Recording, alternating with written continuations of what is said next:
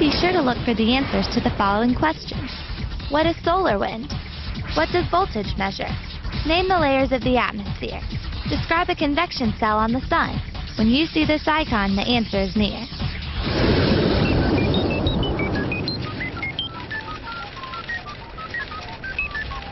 What about a nice bag of beef jerky?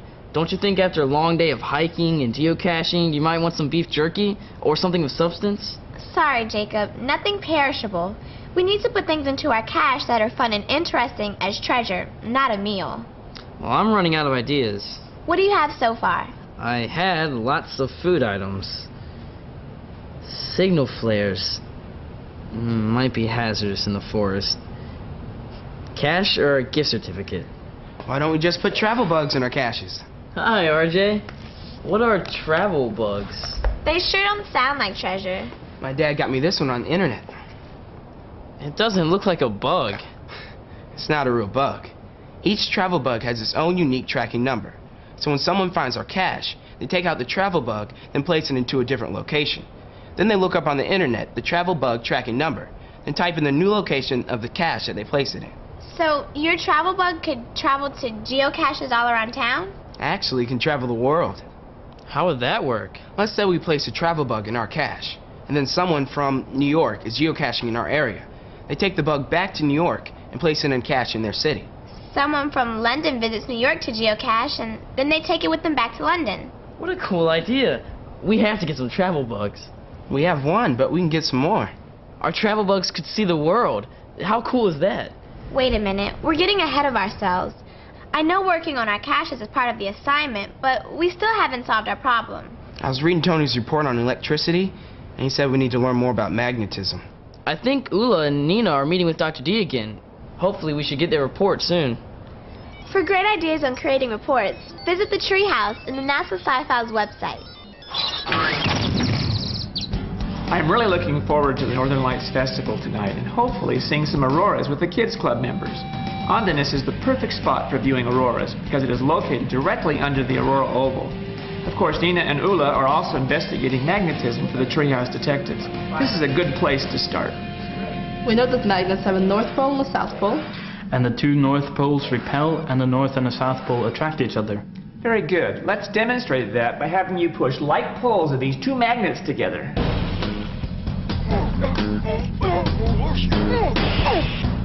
Oi, they're really strong.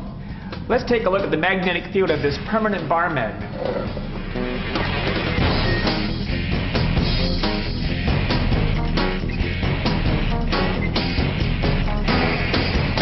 That's impressive.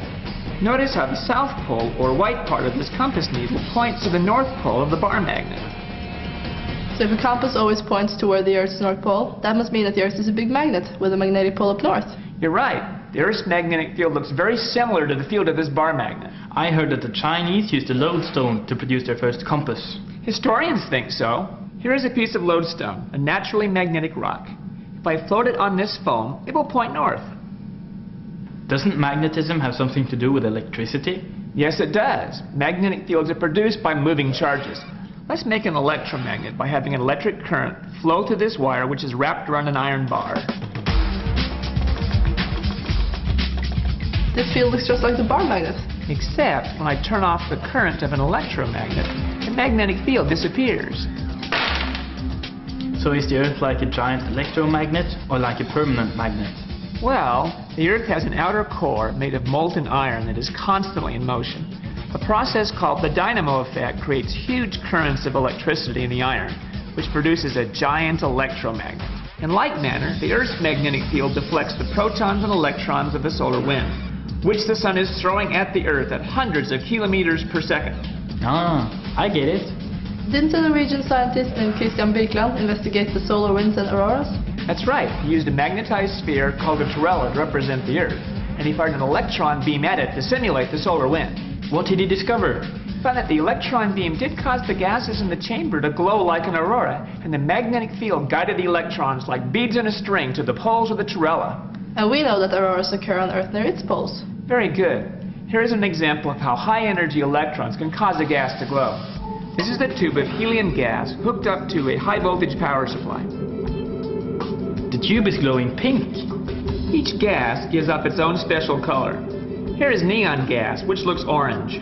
It's like the lights I've seen at restaurants. That's right. Auroras produce greens, blues, and reds when electrons collide with oxygen and nitrogen atoms hundreds of kilometers above the Earth's surface. Auroras certainly don't look that high. Dr. D, wasn't there a problem with Big Bang's theory? Yes, he had the misconception that it was electrons coming directly from the sun that caused the aurora. Well, where do they come from? They do come in part from the sun. The solar wind compresses the magnetic field on the day side of the Earth and stretches it into a long tail called the magnetotail on the night side. Electrons from the solar wind flow around the day side and into the magnetosphere at the tail.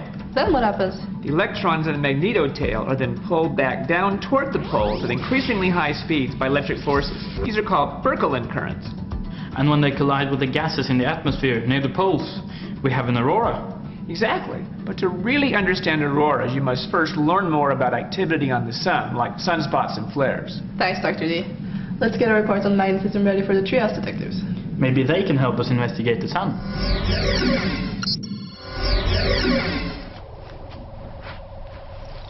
Okay, let's fire up the computer. I'm ready to talk magnetism with our friends at the Andenes Barneskolen in Norway. It's not every day we have a transatlantic experiment. I would love to visit Norway and see the culture close up. Well, how about the next best thing? We're ready to talk to the National SCI Files Kids Club members in Andenes. Perfect. They should be ready just about now. Hi, I'm Jacob, here with Bianca. We understand you're doing an experiment on magnetism. Hi, I'm Ingvild. And I'm Alexander. Hi. Dr. D told us that you're working on an electromagnet experiment. Can you tell us about it? Sure. Our electromagnet is a wire wrapped around an ear and nail attached to a battery. We wanted to find out how the strength of the electromagnet changes when we increase the voltage. And we increase the voltage by using more batteries. We learned in science class that a battery is like an electrical pump that pushes electrons through a circuit. The voltage measures the push. And the flow of electrons through the wire is called a current. We learned that too.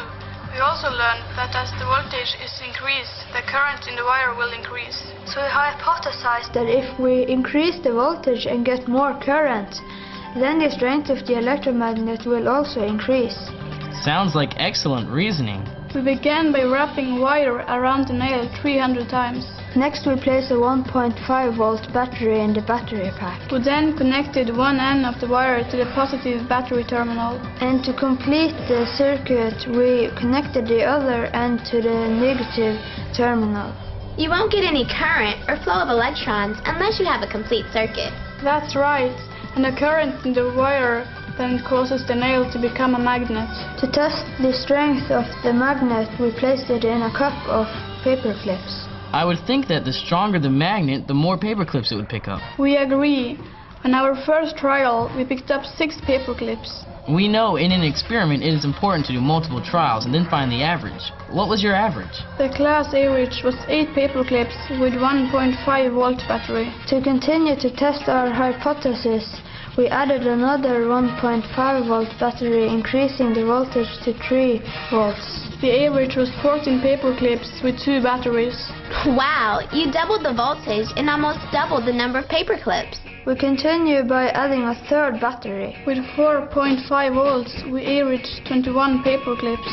And 4 batteries, or 6 volts, picked up an average of 30 paper clips. Congratulations! It looks like you proved your hypothesis. That's right. We graphed the results as well. A graph clearly shows that the strength of the magnet increases as the voltage increases. Our teacher, Ole, also told us that the Earth's magnetic field is very similar to our electromagnet, except the current in the Earth is billion of times the current in our circuit. That's incredible. I was wondering, does the number of times you wrap the wire around the nail make a difference?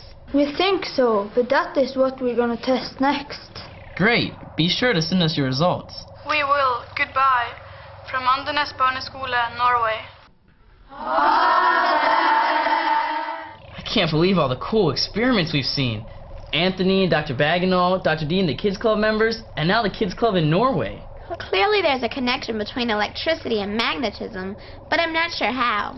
I'm still sorting through Ula and Nina's report on auroras. Dr. D also said that before we can fully understand auroras, we need to learn more about the sun. I completely forgot about the sun. How are we going to learn more about the sun? Don't worry, I've done some research on the internet, and NASA does lots of research on the sun. Of course, the answer is NASA. Let's go. Slow down. Ula and Nina also reported a teleconference that they had with North Shore Christian Academy in Everett, Washington. Oh, I see. I think. Before learning about the sun, they talked with the students at North Shore about the layers of the Earth's atmosphere. The layers of the Earth's atmosphere. You know, the troposphere, closest to the Earth, and the mesosphere, which is very cold and the air is very thin. And of course, the thermosphere and ionosphere where most of the auroras occur.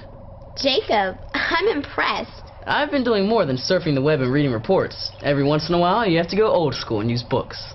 Well, I'm glad you haven't forgotten such a great resource. But we still need to learn more about the sun. Well, we're in luck. Catherine and RJ are meeting with Dr. Nikki Fox to learn more about the sun. She's at the Johns Hopkins Applied Physics Laboratory and works with scientists at NASA Goddard Space Flight Center. I'm sure they'll find the sun very illuminating.